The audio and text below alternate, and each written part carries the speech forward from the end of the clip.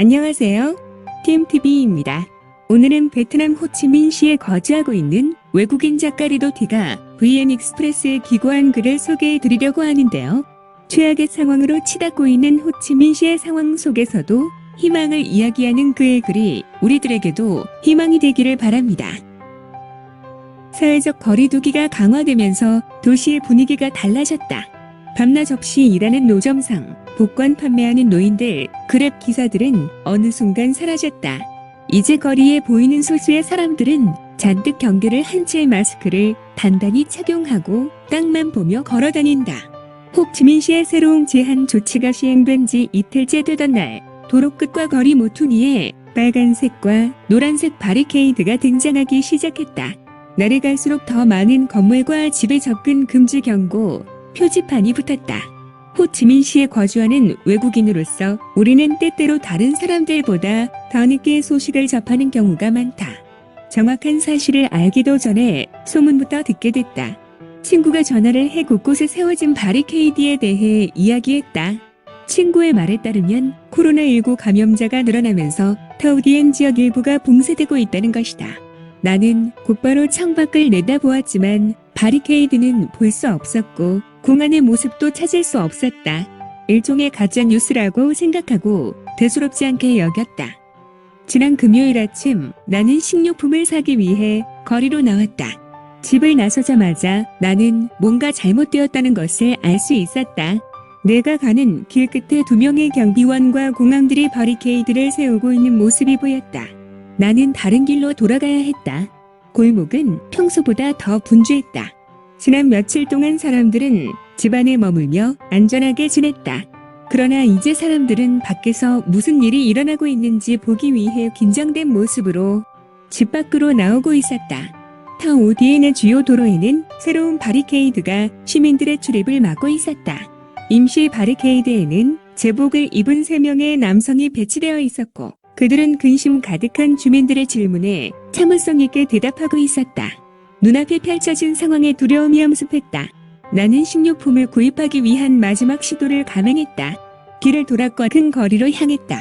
몇 분을 걷다 보니 마침내 친구가 말했던 소문이 거짓이 아니라는 충격적인 사실을 목격했다. 길 끝에는 훨씬 더 큰 바리케이드가 세워졌는데 그곳에는 수십 명의 공안 당국자들이 서 있었다. 출입하려는 사람들에게 집으로 돌아가라는 지시를 내리고 있었다. 나는 혼란에 휩싸인 채 최대한 빨리 집으로 돌아왔다. 나는 타우디엔 지역의 봉쇄와 관련한 뉴스를 보기 위해 온라인을 뒤졌지만 별다른 내용을 찾지 못했다. 어떻게 이런 일이 일어날 수 있으며 아무도 그 사실을 몰랐다는 것이 믿어지지 않았다. 내가 느꼈던 가장 큰 두려움은 항상 울타리에 갇혀 있는 것이었다. 아마도 내 안에 있을지 모르는 매실 공포증이 살아날까 염려됐다. 곳곳에 세워진 바리케이드를 보면서 나는 갑자기 뛰고 싶은 충동을 느끼기도 했다. 며칠 후 우리는 다시 한번 코로나 검사를 받았고 결과를 기다리는 동안 내 마음은 불안, 공황, 완전한 절망 사이에서 춤을 췄다. 봉쇄 사흘째가 되면서 나는 다시 정상적인 상태로 돌아올 수 있었다. 우리에게는 지역 상점이 있었고 약도 구할 수 있었으며 아프지도 않았다. 상황은 좋지 않았지만 사람들은 온라인을 통해 고민을 나눴다. 나흘이 지나자 나는 어느 정도 평온함을 느끼기 시작했다. 내가 바이러스에 감염되지 않았으며 그 사실 자체가 중요하다는 것을 깨달았다. 집주인은 봉쇄가 14일 동안 지속될 것이라고 알려줬다. 언제쯤 끝날지 알 수 있게 돼 안심이 되었고 봉쇄 지역에서의 삶도 편안해졌다. 이 즈음에 나는 이것이 우리만의 일이 아니라는 것을 깨달았다. 봉쇄된 지역에 거주하는 한 무리의 사람들만의 문제가 아니었다. 베트남 정부는 수많은 감염 사례로부터 도시를 보호하고자 했고 우리가 사는 집 앞에 바리케이드가 세워진 것이다. 정부는 논리적이었고 우리가 다양한 음식을 먹지 못한다며 불평하는 동안 그들은 그런 고민을 넘어 훨씬 더 큰 문제를 고려하고 있었다.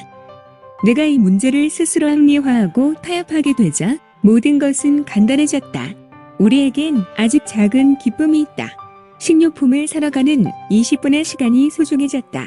골목을 질주하는 오토바이와 도로를 질주하는 차와 트럭이 사라져 한적함이 감돈다. 집집마다 아이들이 떠드는 소리, 나무 위 새들의 지저귀도 들을 수 있다. 삶은 느려졌다. 나는 매일 아침에 루프탑에서 커피를 마시고 집 앞의 짧은 거리를 오가는 소소한 즐거움을 만끽하고 있다. 나를 감동시킨 일들도 있었다. 사흘째 되는 날, 한 단체가 지역 주민들을 위한 식량 구호 활동을 펼쳤다. 공안, 자선단체 직원, 지역 경비원들이 힘을 모았고 신선한 과일과 채소를 가득 실은 트럭들이 지역 주민들에게 식료품을 제공했다. 많은 베트남 노동자들은 또 다른 영웅이다. 환경미화원들은 깨끗한 거리를 유지하기 위해 맹렬한 태양 아래서 방호복을 입고 일하고 있다. 항상 웃는 얼굴의 약사와 그리고 아마도 가장 큰 위험에 직면해 있지만 매일같이 일하고 있는 편의점 직원들까지 모두 대단해 보였다. 나를 포함해 많은 외국인 친구들은 이 바리케이드 뒤에서 변하고 있다. 편의점에서 물건을 구매하기 위해 기다리는 동안 서로의 안부를 묻는 것은 흔한 모습이 됐다. 예전에는 인사조차 나누지 않던 사이였다. 바리케이드 뒤에 갇힌 지 일주일 이상이 되었지만 불평하는 것은 어리석은 일이다. 우리는 부정할 수 없는 힘겨운 상황에 처해 있지만 그럼에도 견딜 수 있는 능력이 있다. 베트남은 커다란 압박 속에서도 회복력을 가진 나라다. 어쩌면 우리는 지금 가장 어려운 시간을 보내고 있을지 모른다. 하지만 시간이 흐를수록 우리는 생존력과 이를 극복할 수 있는 힘을 얻고 있는 것 같다. 이상 VN 익스프레스에 기고된 외국인 작가의 글을 소개해드렸는데요. 부정할 수 없는 힘겨운 상황에서도 어리석게 불평만 하는 것이 아니라 그 속에서 자신의 일을 묵묵히 수행하고 있는 사람들로부터 희망과 힘을 얻고 있으며 혼란스러운 상황에서 감동을 받기도 한다는 내용입니다. 전 세계가 힘든 상황이지만 현실을 투정하는 것보다는 다 함께 이겨내기 위하여 긍정적인 생각을 하는 것이 중요할 것 같습니다. 이상 틈TV였습니다. 감사합니다.